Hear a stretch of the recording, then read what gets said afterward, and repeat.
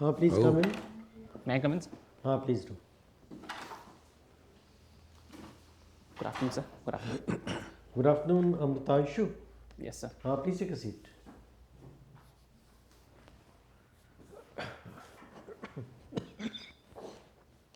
AMRITANSHU, can you give us a brief introduction, please?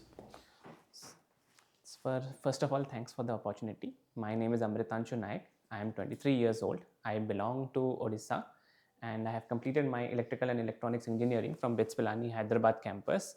And this is my second attempt at civil services interview. My hobbies include reading books, playing chess, and watching movies and web series. So, in the first attempt, how much did you get? Sir, I was eliminated in the mains. I got 719 marks in mains, which was 20 marks less than the cutoff.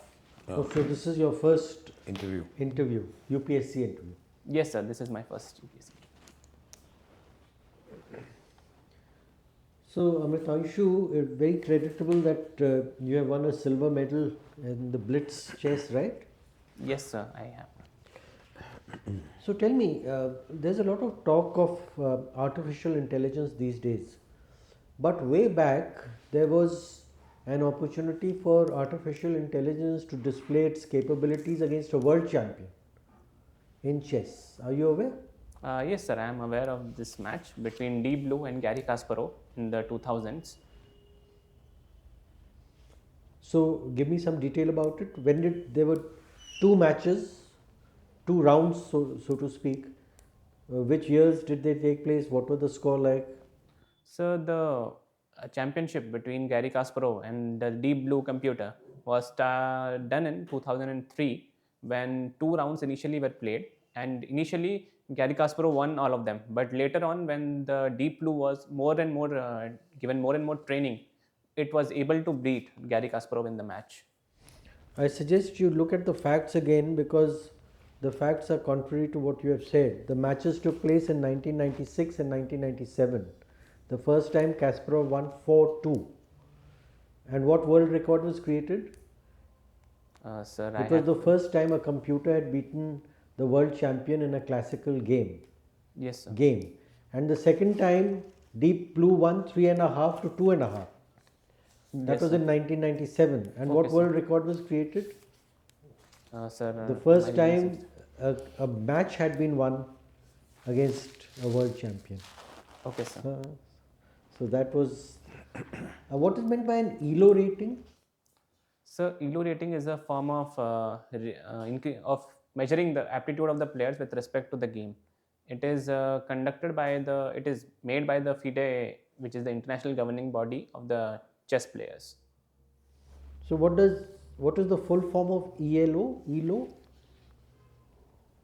ELO, sir. I have to brush up my reading on this, sir. This was a trick question. We'll come to it in the feedback. Right, now tell me something. Have you heard of digital rupee? Yes, sir. I have heard about it. Recently, it was started by RBI in the form of allowing specific banks to start issuing e-rupee issuing digital rupee in the form of the fiat currency in the digital sphere. So what would be the advantage of a digital currency? We already have the UPI, Unified Payment Interface. Every nook and corner you go, you have the Paytm scanning card and all that. So what will be the advantage of having a digital rupee? So the advantages of issuing digital rupee are threefold. First would be reducing the printing cost of the money which is being printed by the RBI. Second would be the fungibility, that the exchange amount can be made more and more perfect. And third would be the traceability of the rupee, which would prevent any kind of misappropriation of rupee and use of the currency for illegal activities. There's a fourth plus point. In UPI, you need to have a bank account, right? Yes, sir. You need to have a bank account. Whereas with the digital rupee, you need not. Okay, sir. I have to brush up on that. My final question: judicial activism. How is it different from judicial overreach? And can you illustrate by way of some examples? So, judicial activism refers to the role which is played by judiciary by increasing its jurisdiction so as to preserve its duty to give justice to the people. For example, in the Husainara Khatun case, the judiciary tried to reform the prison systems in the state of Bihar, alleging there was torture of prisoners and in the poor conditions in which they were kept.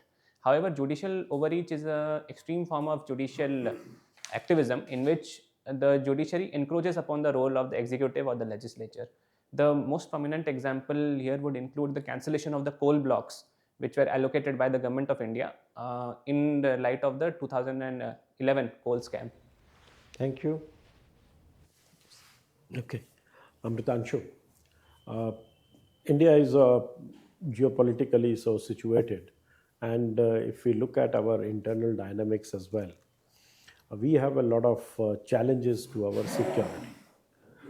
Can you list a few non-traditional challenges to our security? So, the non-traditional security threats facing India today are a few. For example, we have insurgencies in the northeast, which are being supplied by external actors like China. Second would be the proliferation of advanced technologies among the unscrupulous elements of our society, like the usage of drones and the usage of deep fakes, if we can say that. And third would be the usage of other elements of our society, like the media, by external actors like China. For example, in the recent news click craze, where we find that the existing media house was used as a form of spreading propaganda against the Indian state. That's known world over. No media house is independent. Independence of media is a myth, and it is known that somebody or the other has bought them out. Everyone. So, like insurgency is a traditional threat. It has been there for the last 70 years. So there's nothing new in that. Okay, sir, I will have to brush up on that. So, okay, and globally, cyber crimes cause a loss of more than $700 billion a year globally.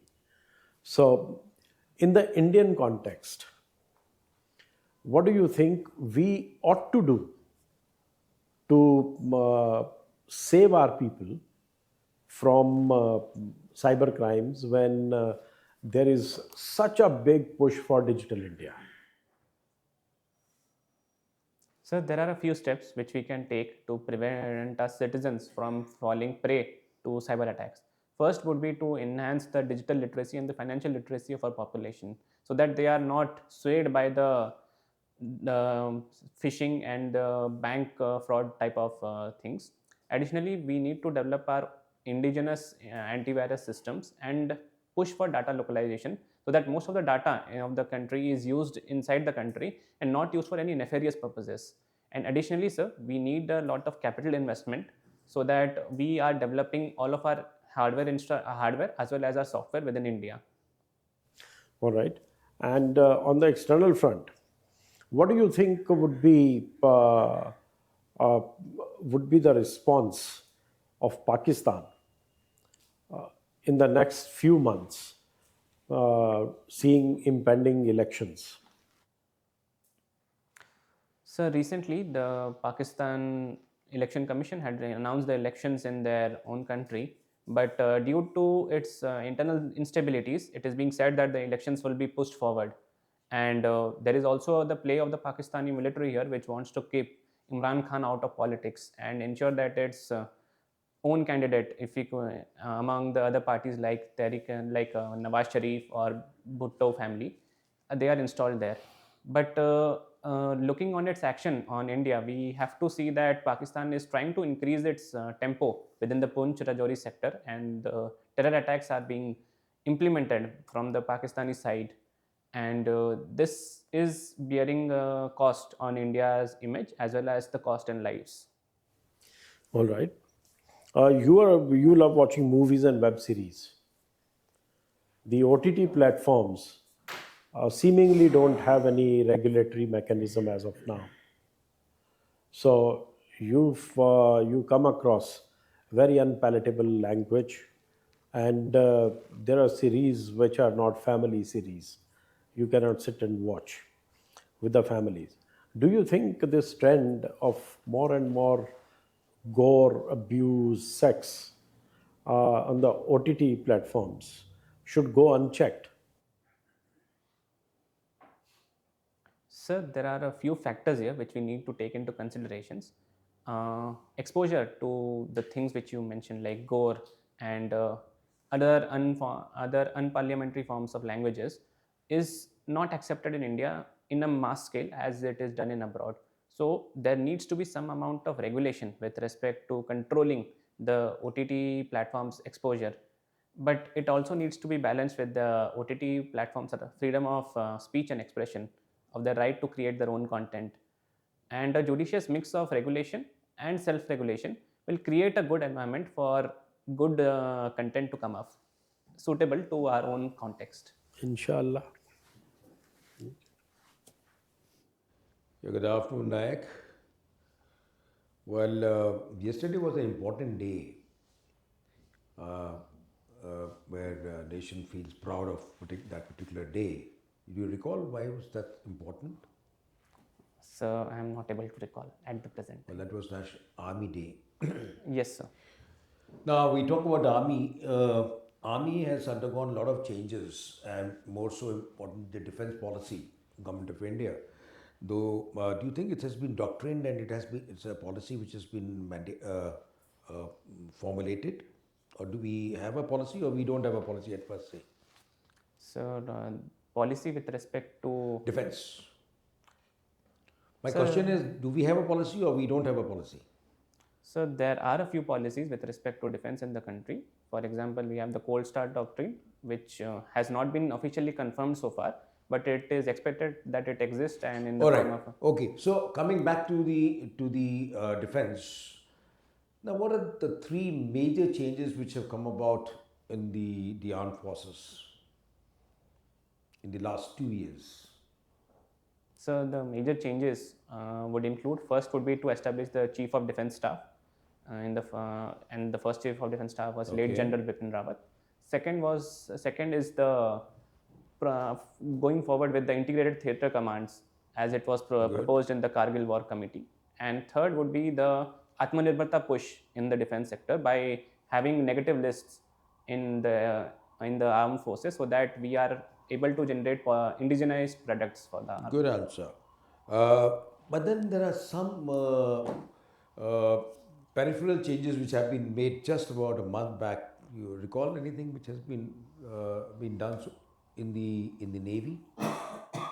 So in the Navy, we see that submarines are being introduced in the form of the Scorpion submarines, and I think the P-71 contracts are also being started to renew it, so that newer submarines are being allowed to come into the Navy. No, I was referring to the epaulets of the naval officers. Okay, sir. Okay. You aware of it? In Qatar, right, sir? No, in India, I'm talking about the epaulets, means the flap which you wear here. They're called epaulets. The changes have been made. Yes, sir. I am aware of it. Okay, and what is the change that has been made? Sir, it has been made more Indianized. And what does that? Who represents there now? Sir, I think 3 stars are present on each side, and a ribbon is present there, and I think it represents the navy of Shivaji Maharaj, who fought against the English. And Okay, now Sindhis. Naik, you come from Orissa. Could you highlight 3 major indicators, economic indicators of Orissa? So first would be the growth rate, that is 7.8%. Second would be the revenue surplus of Odisha, that is 33,000 crore last year. And fourth would be the fiscal deficit of Odisha, which is at around 5.3%. Okay.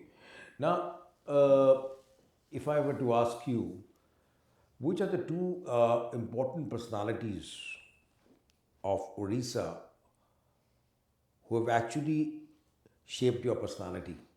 And if so, why? So the two personalities in whom I hold a lot of importance to, one would be Biju Patnaik, who was the Chief Minister of Odisha and a freedom fighter. So his dynamicism and his courage to move forward with things has impacted me a lot. And second would be Gopabandhu Das, who established the Satyavadi school in Odisha, who was not only a great teacher but also a social reformer. All right, thank you. Thank you, sir. Amritanshu, you come from Odisha. Odisha has a very old festival which links it to a country in Indo-Pacific. Do you know what that festival is? So I think it is Bali Jatra, which refers to the tour of Odia merchants to Bali, that is in Indonesia. Mm-hmm. And do you know the phenomenon on what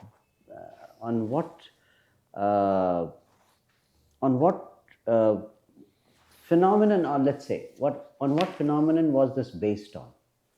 So I think they were traveling to Indonesia by virtue of the sea currents which were in that place. So they used to take two routes. One was hugging the land along the Indian coast, traveling to Sri Lanka and then coming to Indonesia. And other was through Myanmar, going to Myanmar and hugging the land there and coming Right. to Indonesia. Okay. In the foreign service, every officer does a language. He becomes an expert in one language. Given a choice, which language would you choose and why? Sir, I would like to choose Mandarin because first of all, it's a classical language and it has a lot of content and lot of epics like the Romance of the Three Kingdoms in which you can read. And second, that China is a strategic challenge to India, and I wish to contribute my services to counter and improve our status with respect to Good. China. What do you know about BRI? So Belt and Road Initiative. It was a initiative by the Chinese government post the 2008 financial crisis, where they were spending the excessive reserves so that to stimulate their economy as well as to improve their industrial capacity. It aims at connecting China with the rest of the world through a network of land-based transport, water-based transport, and What is its infrastructure. present condition, the BRI initiative? Is it successful? Is it ongoing? It has been dropped? What do you think? So with respect to the success of BRI, we need to take a look at two dimensions. First would be the economic dimensions. At present, sir, we see that the economic dimensions of BRI are not good. Not even a single project has the return of investment, so as to speak, for the Chinese government. But if we come to the strategic part, we see that China has been able to buy its influence by using the checkbook diplomacy. What has been India's attempt to counter BRI? So India has taken a few steps to hedge its bet against the BRI. What is the most recent thing? I just want to hear the most recent thing which was also announced during the G20 meeting. Sir, India Middle East Economic Corridor. Okay. I believe that. All right. What reforms, if at all, you feel are needed to make the UN system more effective?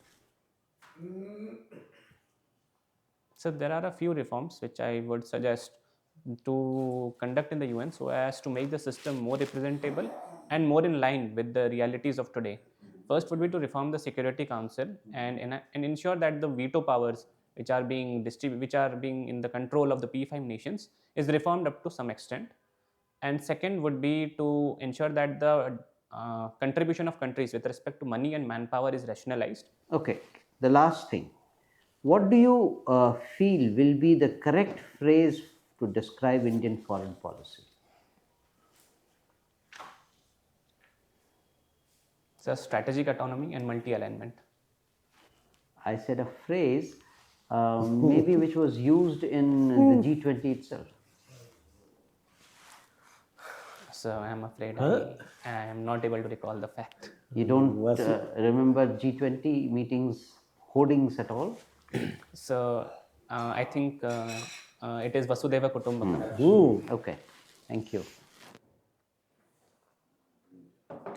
Good evening, Amritanshu. Good evening, sir. Tell me your views on one nation, one election.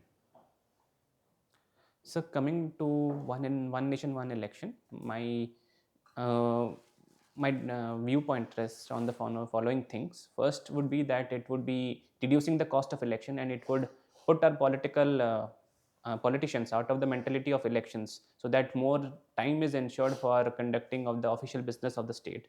However, it also leads to certain problems with respect to allocation of manpower and the allocation of various armed forces for the conducting of the elections, and it also opens up some amount of constitutional crisis in the form of Article 356 and the rule of president, which would tend to disturb the one in nation, one election as it did in the 1967.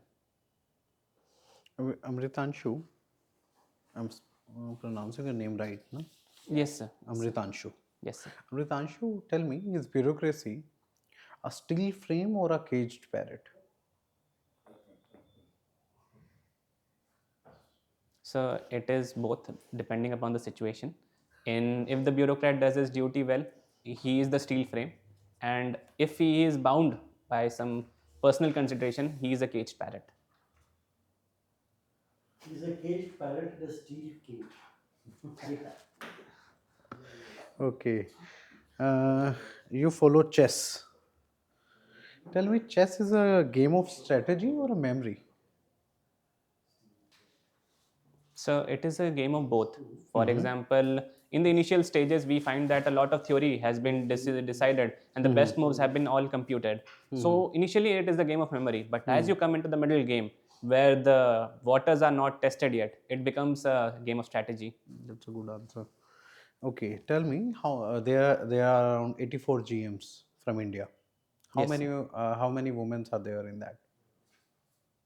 So far, 3 women are there. One What's is the difference between GM and WGM? So the GM is officially completed 2550 amount of rating, and he has gained all his norms within the FIDE circuit. WGM is an additional category which was created by the FIDE circuit so as to gauge such players who are international masters, but not at the level of the strength of GM in the traditional sense. So, do you think chess is open to all or just a man's world? So chess is open to all because the best person making the best move will win, regardless of the person who is sitting behind the pieces. Okay, Amritanshu, lastly, tell me, you read non-fiction books. What importance fictional books play in growth of any human being? So there are a few advantages of reading fictional books. First, it increases one's outlook with respect to the world. Second, it increases the exposure of one to the cultures and the traditions of the other places. And third, it enhances the creative capacity of a person with respect to his own work and as well as his own environment. Okay, Amritanshu, thank you. Thank you, sir.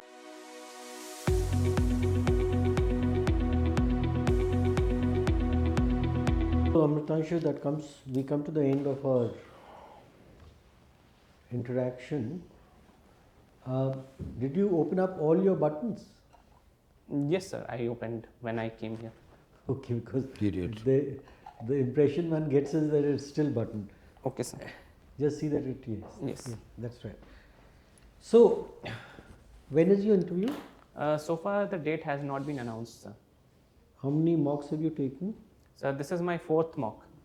Okay. Let's have your feedback about your self-evaluation. How do you think you fared? So do I have to grade myself or? No, you just have to give your impression about your performance.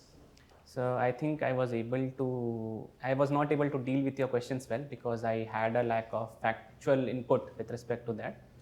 And other than that, I think I did well.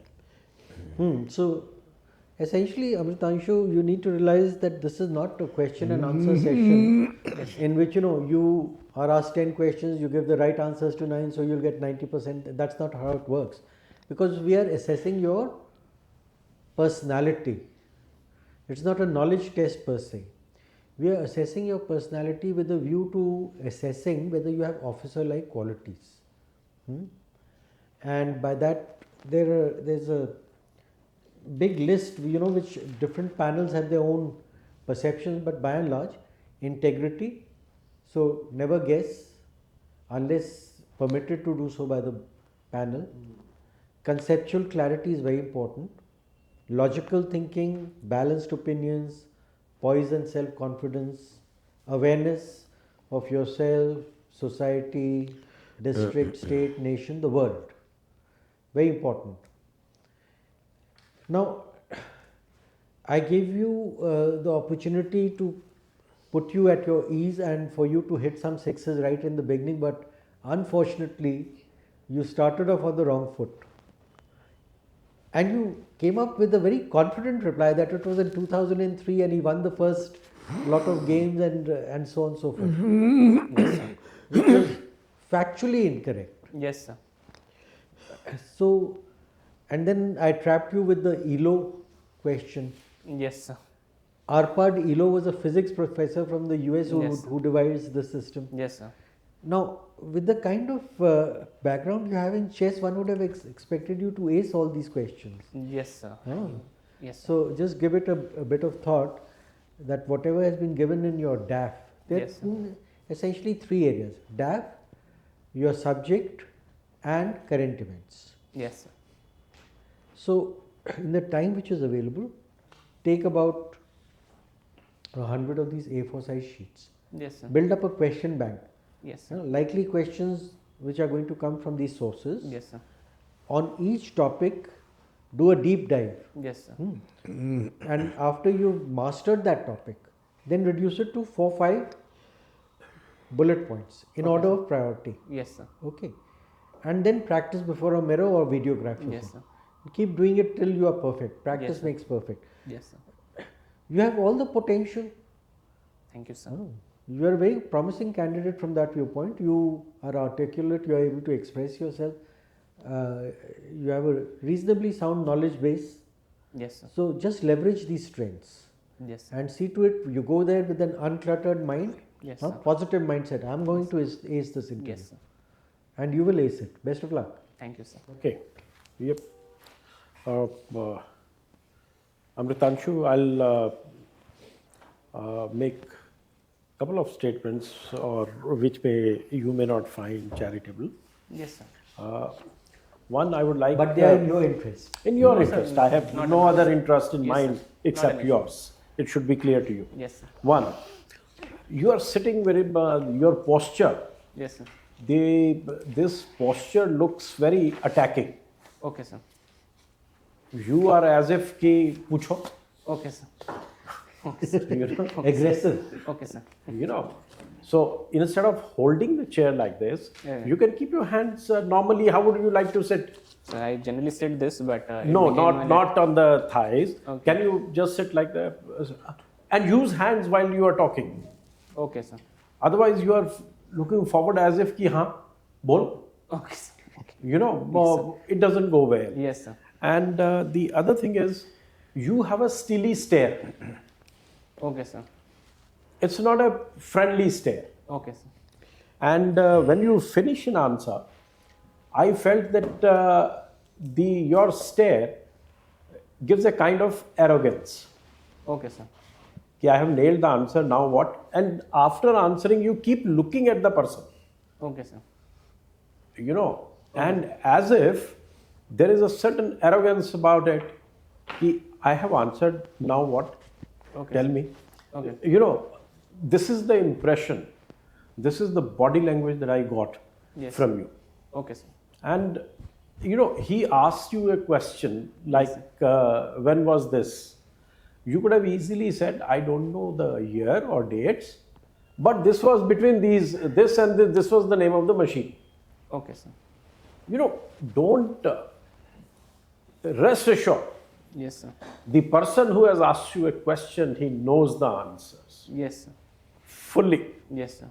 He is equipped. Yes, sir. So don't hazard a guess. Okay, sir.